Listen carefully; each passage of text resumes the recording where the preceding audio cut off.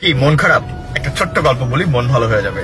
প্রচন্ড ঝড় হচ্ছে, মাঝ সমুদ্রে জাহাজ চূর্ণ বিচূর্ণ, সবাই মারা গেল, কিন্তু একজন মানুষ ভাগ্যক্রমে ভাসতে ভাসতে একটা দ্বীপে চলে আসলো। আসার পর প্রথম দিকে তার মন যথেষ্ট খারাপ। প্রতিদিনই সে সৃষ্টিকর্তার কাছে প্রার্থনা করতো, আল্লাহ কোন একটা জাহাজ মিলিয়ে দাও, আমি যেন বাসায় যেতে পারি কোনোভাবে।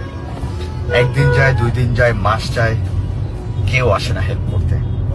একসময় সে নিজে কিছু কাঠ ঘর জোগাড় করে একটা ঘর বানালো এবং থাকতে শুরু করলো।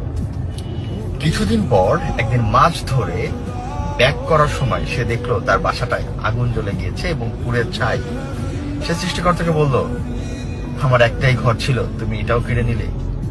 এভাবে সে সৃষ্টিকর্তার উপরে বিলাপ করতে থাকলো আর নিজেকে শেষ করার জন্য সমুদ্রের দিকে পা বাড়ালো। সমুদ্রে ডুবে নিজেকে শেষ করার জন্য প্রতিজ্ঞাবদ্ধ মানুষটা সমুদ্রের পাড়ে যেতে যেতেই অবাক হয়ে দেখলো একজন নাবিক একটা জাহাজ নিয়ে তার কাছে হাজির। সে অবাক হয়ে জিজ্ঞেস করলো, এতদিন আমি এখানে ছিলাম, কেউ আমাকে হেল্প করতে আসেনি, আপনি কে ভাই, কোথা থেকে আসলেন?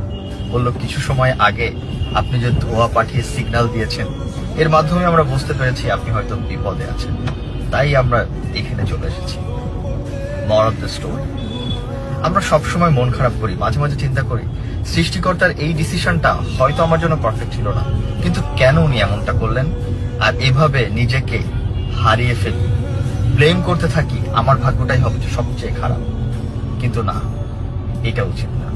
উচিত ওইটাই যেটা হচ্ছে, এটাই সৃষ্টিকর্তার ডিসিশন, আর মেনে নেওয়া, অপেক্ষা করা ওই মুহূর্তের জন্য যেই মুহূর্তে আমার জন্য সেরা পুরস্কার অপেক্ষা করছে।